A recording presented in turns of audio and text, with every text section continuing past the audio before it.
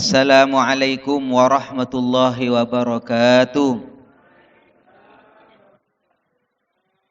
Bismillahirrahmanirrahim. Alhamdulillah la haula wa la quwata illa billah. Wassalatu wassalamu ala Rasulillah sayyidina Muhammad ibn Abdullah wa ala alihi wa ashabihi wa man tabi'ahu wa wala amma ba'du.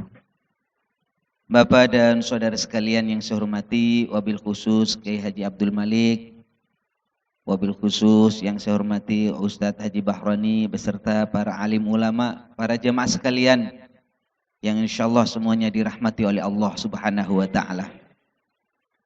Berbicara ahlus sunnah wal jamaah, kita bertanya, apa ciri daripada akidah ahlus sunnah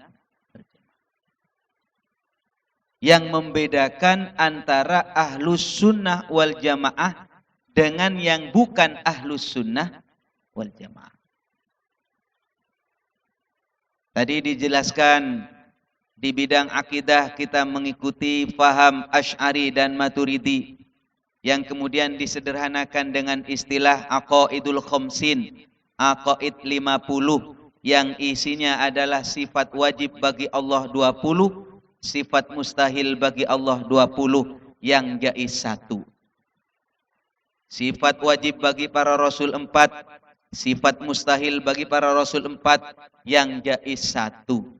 Jumlah keseluruhannya adalah 50. Itulah akidah ahlus sunnah wal jamaah. Paham? Para jemaah sekalian, terus apa yang membedakan paling pokok? Karena mereka juga di luar ahlus sunnah wal jamaah ngaku adanya Allah, percaya dengan Rasulullah. Tapi ada hal yang sangat berbeda berkaitan dengan hakikat Allah Subhanahu wa taala. Kenapa? Kalau kita ahlus sunnah wal jamaah mempunyai paham Allah itu mukhalafatun lil hawadis. Allah berbeda dengan makhluk. Kalau kita ditanya aina Allah, di mana Allah? Jawabannya Allah tidak butuh tempat, tidak di mana-mana. Berbeda dengan orang di luar ahlus sunnah wal jamaah. Mereka kalau ditanya aina Allah, di mana Allah? Fis sama, di langit. Kalau ahlus sunnah wal jamaah tidak menyebut Allah di langit, tidak. Yang pertama, laisa kamitslihi syai'. Allah Subhanahu wa taala tidak sama dengan apapun. Yang kemudian diterjemah Kiai dengan mukhalafatun lil hawadisi. Ayat yang berbunyi laisa kamitslihi syai' itu adalah ayat ini sangat tegas dalam menjelaskan kesucian Allah dari menyerupai apapun. Allah tidak menyerupai makhluknya dari aspek apapun. Allah tidak butuh tempat dan arah yang menentukannya. Ya, kalau kita menyebut Allah ada di langit, berarti Allah ada di atas. Betul? Kalau sudah Allah menempati tempat di atas, itu namanya Allah itu membutuhkan tempat. Maka saudara-saudara sekalian, kalau ada Al-Quran, kalau ada hadis yang seakan-akan redaksinya itu menentukan Allah di langit atau di arasy, maka harus ditakwil. Ditakwil itu apa artinya? Harus ditafsir. Tidak boleh ditelan mentah-mentah. Bisa jadi kita jadi murtad nanti. Na'udzubil. Saudara-saudara sekalian, Abu Mansur Al-Baghdadi di dalam sebuah kitabnya disebutkan Al-Farqu Bainal Firaq halaman 256. Menyebutkan qala Sayyiduna Ali bin Abi Thalib karramallahu wajhah. Kanallahu wala makana. Allah itu ada. Wala makana, dan di saat itu tidak ada tempat, tidak ada langit, tidak ada bumi, tidak ada surga, tidak ada neraka. Allah sudah ada. Paham? Tidak ada arash, tidak ada atas, tidak ada bawah, tidak ada depan, tidak ada belakang, tidak ada apapun. Allah sudah ada. Wa huwal an ala ma alaihi kana. Lah, sedangkan Allah situasinya, keadaannya sebagaimana Allah ada pertama kali. Maka saudara-saudara sekalian, salah besar kalau menyebutkan Allah ada di langit. Pertanyaannya, ketika langit belum ada, Allah ada di mana? Paham? Loh, ini Pak yang membedakan akidah Ahlussunnah wal Jamaah dengan akidah Wahabi itu. Di mana ujung-ujungnya mereka itu pahamnya menjadi radikal dan sekarang berkembang menjadi paham yang melatar belakangi gerakan-gerakan terorisme internasional. Ini mohon maaf, saya langsung menuduh ini. Karena saya jamin yang menjadi teroris tidak ada satupun orang yang senang sholawatan. Orang yang ahli sholawatan, ahli thariqah, ahli tasawuf, yakin 1000% gak bakalan jadi teroris. Ini saudara-saudara sekalian. Ini kok langsung ke sana? Jelas. Karena saya lihat dari sekian gerakan-gerakan terorisme itu didasari oleh sebuah paham. Yang mana pahamnya itu ujung-ujungnya tadi yang disampaikan oleh Kiai, mudah memusyrikkan orang lain, mudah mengkafirkan orang lain. Jadi kalau ditanya sederhana, apa yang membedakan antara Ahlus Sunnah wal Jamaah yang bukan dalam soal ketuhanan? Kalau mereka meyakini Allah di langit, kalau Ahlus Sunnah wal Jamaah meyakini Allah itu ada tanpa butuh tempat. Allah itu ada tanpa butuh tempat. Apapun namanya tempat itu. Arash, tempat. Langit, tempat. Bumi, tempat. Atas, tempat. Jadi, kalau kita mengatakan Allah itu ada di langit, berarti Allah bertempat. Dan itu dibatalkan oleh keyakinan kita. Saudara-saudara sekalian, karena ini harus diperjelas. Karena di perjalanan anak-anak saya, anak-anak kita sekolah TK, kemudian gurunya nggak mengerti berkaitan dengan akidah. Itu gampang ngajarin, ainallah fis sama. Di mana Allah? Di langit. Loh, kok bisa? Sudah menjalar kemana-mana ini. Keyakinan kita juga tidak seperti di mana Allah? Di mana-mana. Salah juga. Keyakinan Ahlus Sunnah wal Jamaah dalam memahami Allah, di mana Allah? Kita jawab, Allah itu ada tanpa tempat. Allah tidak butuh kepada tempat. Ini saudara-saudara sekalian. Terus,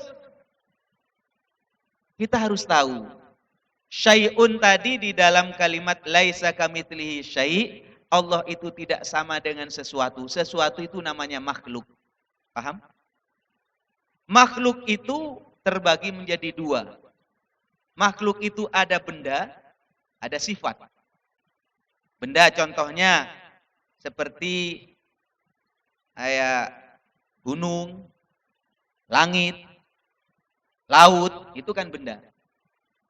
Ya ini benda ini. Ada juga sifat, sifatnya benda. Makhluk juga. Contohnya naik, turun. Itu sifatnya benda, apa? Sifat daripada benda. Maka saudara-saudara sekalian, benda itu juga ada benda yang halus, ada benda yang kasar. Kalau bahasa Arabnya itu ada yang latif, ada yang kasif. Benda yang latif yaitu sesuatu yang tidak dapat dipegang oleh tangan seperti cahaya. Ini benda juga. Seperti kegelapan, ruh, angin, dan sebagainya. Ini benda-benda yang halus. Ini makhluk juga. Ada benda kasif, benda padat. Contohnya tanah, manusia, arash, langit. Lah ini namanya benda juga. Dan ini termasuk makhluk. Maka saudara-saudara sekalian, kalimat laisa kamitslihi syai', Allah Subhanahu wa taala tidak sama dengan apapun, dengan benda apapun, maka kalimat benda apapun itu mencakup seluruh benda, baik yang halus maupun yang kasar. Baik sifatnya maupun bendanya, semua itu makhluk. Maka saudara-saudara sekalian, seandainya Allah mempunyai tempat, katakanlah kalau ada yang mengatakan Allah di arash, Allah di langit, tentu akan banyak yang serupa dengan Allah. Karena apa? Karena dengan demikian Allah mempunyai dimensi, mempunyai panjang, mempunyai lebar, mempunyai kedalaman. Sedangkan sesuatu yang mempunyai dimensi, maka ia adalah makhluk yang membutuhkan kepada yang menjadikan dalam dimensi tersebut. Ini saudara-saudara sekalian berkaitan dengan pemahaman kita di mana Allah. Maka kita jawab Allah itu tidak di mana-mana. Allah itu ada tanpa Ini harus disosialisasikan ini, Pak. Saudara-saudara sekalian yang saya hormati, ada di dalam hadis Bukhari. Hadis Bukhari, hadis yang ke-2953. Disebutkan, kanallahu walam yakun syai'un ghairuh. Allah itu ada dan adanya Allah, walam yakun syai'un ghairuh.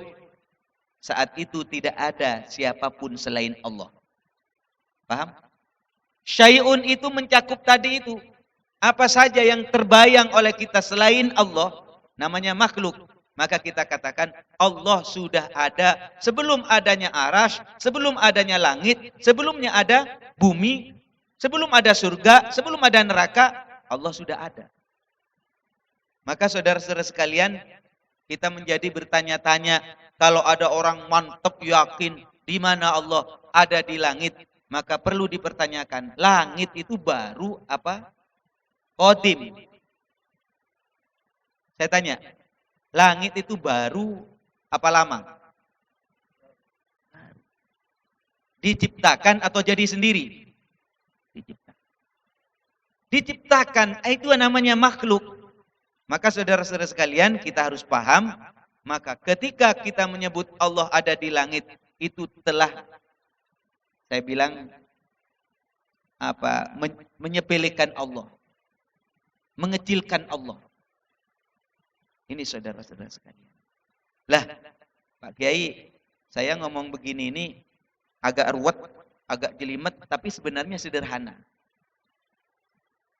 Sederhananya apa? Karena sebenarnya kita sudah mempunyai sebuah konsep tauhid ketika disebut Allah wujud. Allah Allah kidam, Allah dahulu. Allah baqa, Allah kekal, di mana Allah tidak akan bertemu dengan tidak ada. Setelah baqa apa? Mukhalafatun lil hawadits. Allah berbeda dengan makhluk. Ini konsep ini sebenarnya konsep yang sudah disederhanakan. Selain keterangan seperti saya tadi sepertinya jelimat-jelimat itu. Tapi sebenarnya sederhana. Allah itu mukhalafatun lil hawadits. Allah berbeda dengan makhluk.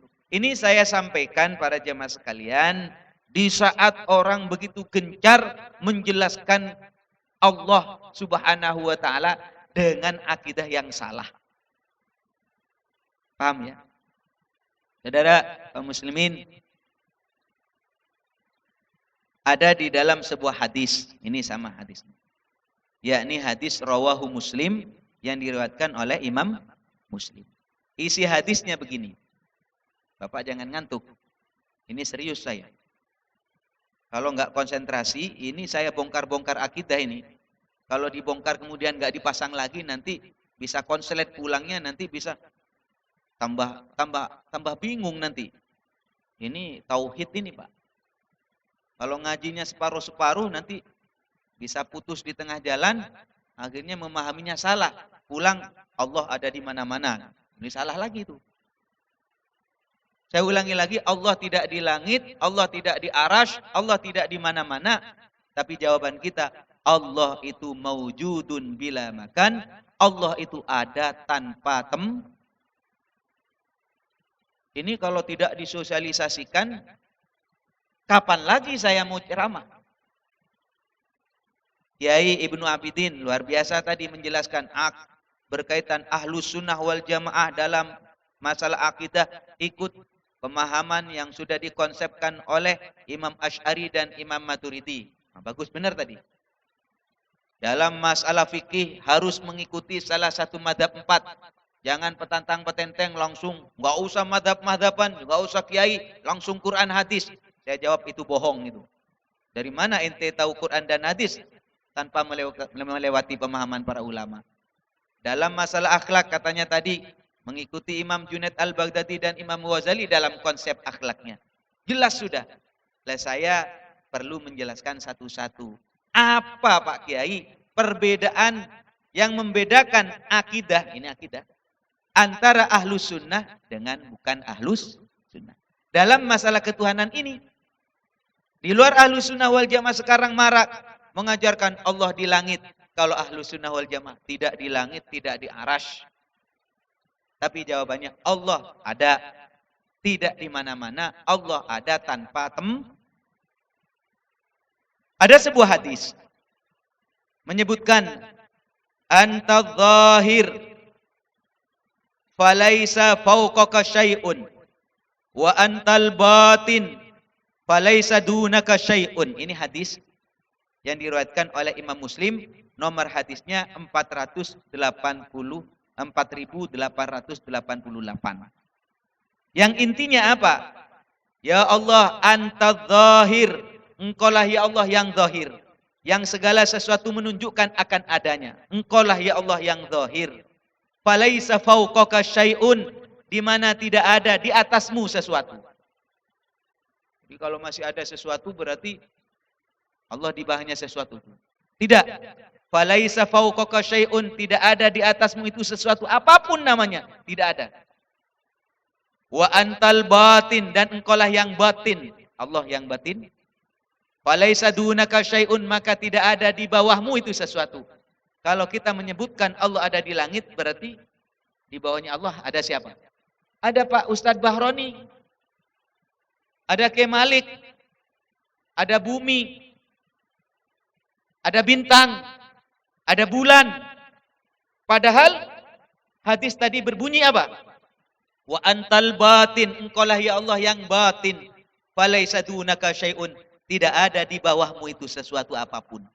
Jadi akidah keyakinan yang meyakini Allah itu ada di langit, Allah di arash, itu keyakinan sesat, saudara. Hati-hati. Jangan diikuti itu. Dan ini katanya Kiai tadi, sudah disampaikan lewat radio, sudah disampaikan lewat TV, sudah disampaikan lewat sosial media, Facebooknya, Twitternya, YouTube-nya, menyebar kemana-mana. Sedangkan saya hanya pengajian berapa puluh, berapa ratus orang yang mendengar. Loh Pak Kiai, bagaimana dengan ayat yang berbunyi bahwasanya Allah Subhanahu wa Ta'ala itu bersemayam katanya di arash? Bagaimana Quran? Tsummastawa 'alal arsy. Tsummastawa 'alal arsy katanya. Kemudian Allah Subhanahu wa Ta'ala beristiwa di arash. Saya selalu memaknai beristiwa, Pak Ustadz. Saya tidak menyebut bersemayam. Kalau bersemayam itu seperti saya duduk begini. Siapa yang mengartikan istiwa itu bersemayam? Kan kita. Sedangkan Allah maksudnya tsummastawa 'alal arsy, kemudian Allah Subhanahu wa Ta'ala beristiwa di arash. Apa artinya istiwa? Istiwa itu artinya bisa kemudian menguasai arash. Itu yang pantas dengan makna istiwa. Sebabnya kalau dia maknai dengan makna bersemayam, maka otomatis akan berbenturan dengan ayat yang lain, Mbak. Paham?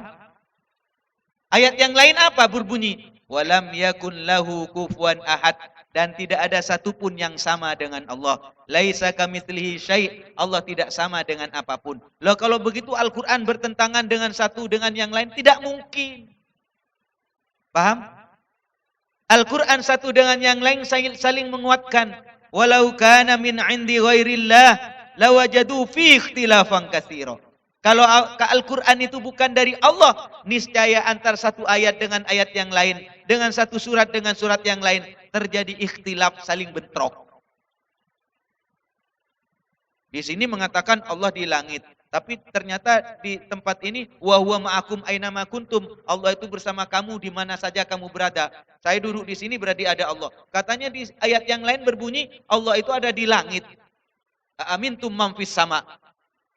Loh, bagaimana ini Pak Kiai? Memahami Al-Qur'an. Kayaknya Al-Qur'an ini tidak sinkron satu dengan yang lain. Saya jawab, yang tidak sinkron itu akalmu. Paham ya? Walau kana min indi ghairillah lawajadu fi ikhtilafan katsira. Kalau itu bukan dari Allah, niscaya maka Al-Qur'an itu satu dengan yang lain saling begini. Kalau saya bikin buku, Pak, karangan saya buku itu, maka bisa jadi antara halaman pertama dengan halaman tengah dengan halaman terakhir itu berbeda. Wajar, saya itu manusia. Tetapi kalau Allah sudah ada jaminan, kalau Al-Qur'an itu satu dengan yang lain saling menguatkan. Paham ya? Sehingga kalau ada Al-Quran berbunyi Aamintum man fis samai ay yakhsifa bikumul arda fa idza hiya tamur.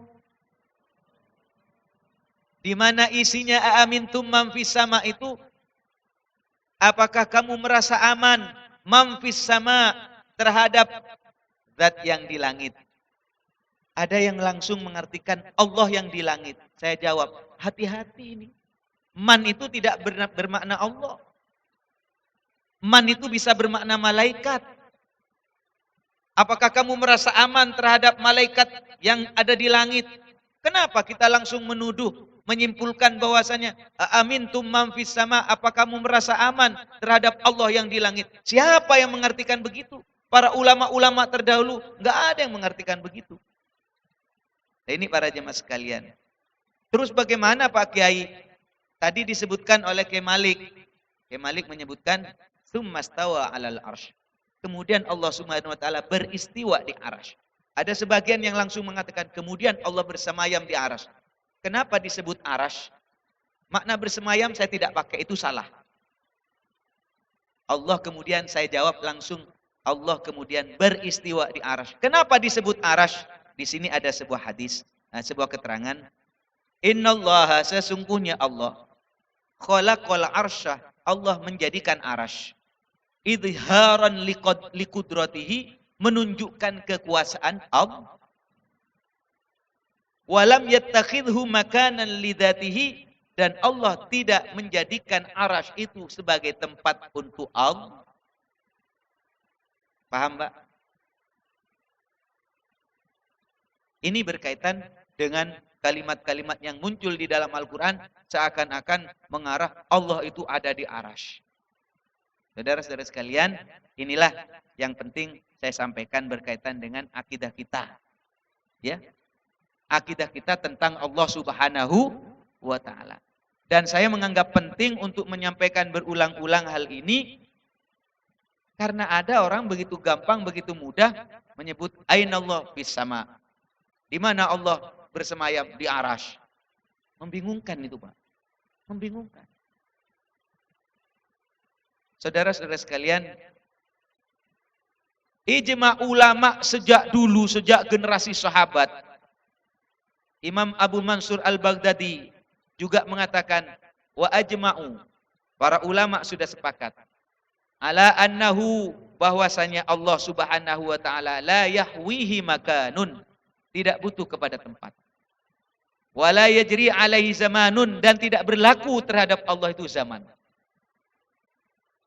Jadi kita tidak bisa sebut Allah itu sejak kapan ada, sampai kapan berhenti jadi Tuhan. Tidak ada istilah itu. Lah, sebenarnya sederhana. Kita sudah punya konsep yang sangat gamblang, jelas, dan mudah dihafalkan sama anak-anak kita. Allah wujud, qidam baqa, mukhalafatul lil hawadisi, qiyamuhu binafsihi, wahdaniyat, qudrat, iradat, ilmu hayat, sama' basar kalam, qadiran muridan, aliman hayyan sami'an, basiran mutakalliman. 20 sifat ini sudah cukup untuk mengetahui Allah Subhanahu wa ta'ala. Tadi harus saya ulangi lagi ini berkaitan dengan ayat, yakni surat Thaha ayat 5 yang berbunyi Ar-Rahmanu 'alal 'arsyis istawa. Ar-Rahman, Allah yang Maha Rahman, 'alal 'arsy, di atas arasy, istawa, beristiwa. Makna saya beristiwa langsung. Ada sebagian yang kepeleset atau sengaja atau tidak paham, langsung mengatakan Ar-Rahmanu, Allah yang Maha Rahman, 'alal 'arsy, di atas arasy, istawa, bersemayam. Loh, ini salah ini, jangan dipakai ini. Kalau saya langsung beristiwa gitu. Loh, apa istiwa? Ya udah, istiwa yang pantas kepada Allah. Maknanya istiwa yang pas itu adalah menguasai. Paham? Allah menguasai arasy. Itu makna ini tidak akan ditembak, tidak akan ditegur, tidak akan disenggol oleh ayat lain, surat lain. Sinkron. Saya ngomong paham nggak ini? Ruwet enggak? Mudah-mudahan nggak ruwet ya. Mudah-mudahan gampang dipahami. Ini sebenarnya sederhana. Saya ingin menekankan Allah Subhanahu wa ta'ala itu, Allah itu tidak butuh tempat. Allah itu ada, tidak butuh tempat. Ini para jemaah sekalian. Nah, tempat itu baru. Zaman itu baru. Kalau baru, berarti ada yang membarukan, ada yang menciptakan. Gampangnya Pak Kiai, kalau ditanya, kalau Allah itu ada di langit, langit kan baru. Sebelum ada langit, Allah kan sudah ada. Ngontrak di mana Allah itu? Ngekos di mana? Ini bahasa hari-hari kita. Karena itu keyakinan Ahlus Sunnah wal Jamaah, pegang ini Pak. Pegang ini. Dalam masalah ketuhanan. Para jemaah sekalian, inilah ayat mutasyabihat. Ar-Rahman 'alal 'arsy istawa, ayat mutasyabihat. Ayat mutasyabihat itu maknanya itu hanya yang tahu Allah Subhanahu wa ta'ala. Contohnya, ada ayat mutasyabihat isinya wa huwa ma'akum aina ma kuntum. Wa huwa, dan dialah Allah, ma'akum, bersama kamu, aina ma kuntum, di mana saja kamu berada, Allah bersama kamu. Loh, berarti Allah ada di mana-mana dong. Nah, ini bingung lagi. Katanya di arasy. Kalau saya meyakini sudah distempel, sudah di arasy, di langit, nggak boleh ditawar. Ternyata ada ayat berbunyi wa huwa ma'akum aina ma kuntum, dan Allah bersama kamu di mana saja kamu berada. Loh, berarti ada di mana-mana dong. Ustaz Bahroni ada di sana, berarti ada Allah di situ. Bapak ada di sana, berarti ada Allah di situ. Bagaimana ini? Al-Quran ini salah apa? Enggak. Ada lagi, ma yakunu min najwa salasatin illa huwa rabi'uhum. Tidak ada orang yang membicarakan rahasia 3 orang kecuali yang nomor 4 ada Allah. Loh, berarti bertiga ada Allah di sini, berempatnya. Kalau kita berlima, keenamnya ada Allah. Berarti ada di mana-mana. Lah ini para jemaah sekalian yang perlu saya jawab, bukan berarti Al-Quran satu dengan yang lain itu tidak sinkron. Yang perlu disinkronkan kita adalah paham para jemaah sekalian. Ini namanya ayat mutasyabihat. Ayat mutasyabihat ini tidak boleh langsung ditelan mentah-mentah. Paham ya? Paham? Ayat mutasyabihat. Termasuk juga ada hadis yang berbunyi, ada satu ketika seorang jariyah, seorang budak perempuan, ditanya sama Nabi, "Hei, budak perempuan, ya Rasulullah, afala u'tikha?" Qala, "I'tini biha." Kemudian fa'ataituhu biha, faqala laha, "Aina Allah?" Ada seorang jariyah. Seorang jariyah itu seorang budak perempuan. Dipanggil sama Nabi, "Coba panggil itu, mau dimerdekakan kalau dia bisa menjawab pertanyaan saya," katanya Nabi. Ditanya, "Mana jariyah ini? Sini. Sama Nabi ditanya, "Aina Allah?" Di mana Allah? Ini di hadis rawahu Muslim ya, hadis sahih. Aina Allah, di mana Allah? Kemudian jariyah itu mengatakan, "Fis sama," di langit. Paham? Fis sama. Lah ini disimpulkan oleh sebagian orang. Loh, benar kan? Ini hadis sahih diriwayatkan oleh Imam Muslim, sahih, Allah di langit, dan Rasulullah sallallahu alaihi wasallam menjawab, "Qala, man ana?" Siapa saya? Jariyah, siapa saya? Dia jawab, "Anta Rasulullah." Engkau adalah Rasulullah. Akhirnya Nabi mengatakan, "A'tikha," merdekakan. Benar dia. Fa innaha mu'minah. Ini perempuan ini adalah sudah beriman. Para jemaah sekalian, ini banyak dipakai oleh sebagian orang yang meyakini Allah di langit. Padahal maksudnya, ketika itu keyakinan orang berkaitan dengan Tuhan, Tuhan itu di bumi. Patung, Lata, Uzzah, benar nggak? Maka di saat ada orang ditanya oleh Nabi Muhammad yang jariyah ini, ditanya oleh Rasulullah, "Aina Allah?" Di mana Allah? Fis sama. Berarti menunjukkan orang ini Tuhannya tidak seperti orang yang ini. Paham? Berarti Tuhannya adalah Tuhan, bukan Tuhannya orang jahiliyah ini. Yang Tuhannya itu Lata, Uzzah, patung-patung itu. Jawabannya jariyah, budak ini langsung mengatakan fis sama. Oh, berarti beda. Dia itu meyakini tentang Allah Subhanahu wa taala. Melantas makna fis sama ini ditafsiri dengan ketinggian Allah. Bukan berarti Allah itu di atas. Sama ada halnya dengan kalau urusan, oh berarti Allah itu harus tinggi dong, namanya Allah harus tinggi. Belum tentu, Pak. Orang yang lebih tinggi derajatnya belum tentu harus di atas. Coba lihat ketika presiden pidato, benar? Saudara-saudara sekalian, presiden pidato di bawah. Itu tentara, sniper, tukang tembak itu ada di atas semua itu. Apakah berarti yang di atas itu lebih mulia dari presiden? Ini kita bermain logika saja. Tapi dalam masalah ini, mari kita kembalikan bahwasanya ayat mutasyabihat atau hadis yang maknanya remeng-remeng, ini harus ditakwil dengan ayat yang muhkamat. Ayat muhkamat artinya ayat yang pasti benernya sudah. Pasti maknanya. Jadi ayat tadi harus dikembalikan kepada ayat muhkamat yang isinya apa? Yang isinya laisa kamitslihi syai' di antaranya. Allah tidak sama dengan apapun. Walam yakul lahu kufuwan ahad, dan Allah tidak ada satupun yang sama dengan Allah Subhanahu wa taala. Ini para jemaah sekalian, mudah-mudahan bermanfaat. Amin. Ya Rabbal alamin. Karena memang di dalam Al-Qur'an ada ayat namanya ayat mutasyabihat. Ada ayat muhkamat. Huwallazi anzala 'alaikal kitaba minhu ayatum muhkamat.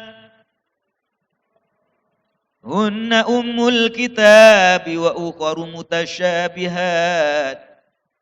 Fa ammal ladzina fi qulubihim zayghun fayattabi'una ma tashabaha minhu ibtigha'al fitnati wa ibtigha'a ta'wilihi. وَمَا يَعْلَمُ تَأْوِيلَهُ إِلَّا اللَّهُ وَالرَّاسِخُونَ فِي الْعِلْمِ يَقُولُونَ آمَنَّا بِهِ كُلٌّ مِّنْ عِندِ رَبِّنَا وَمَا يَذَّكَّرُ إِلَّا أُولُو الْأَلْبَابِ. Di dalam Al-Quran itu ada ayat mutasyabihat. Ayat mutasyabihat itu artinya ayat maknanya itu masih remeng-remeng. Tidak ada yang tahu maknanya, hakikatnya illallah kecuali Allah. Ada juga namanya ayat muhkamat, di mana ayat muhkamat itu maknanya sudah pasti. Ayat mutasyabihat itu tidak boleh ditelan mentah-mentah, dia harus ditakwil dengan ayat yang lain. Biasa itu Pak. Al-Quran ditakwil dengan Quran, Al-Quran ditakwil dengan hadis, itu biasa. Al-Quran ditakwil dengan surat, surat satu dengan surat yang lain saling mengokohkan. Yang inti daripada akidah ini sudah sampai kepada kita mulai sejak Wali Songo adalah akidah khamsin itu, yakni berkaitan dengan Allah. Jawaban sederhana, Allah itu ada, tidak butuh tempat. Paham? Mudah-mudahan bermanfaat. Hadanallahu wa iyyakum ajmain. Assalamualaikum warahmatullahi wabarakatuh.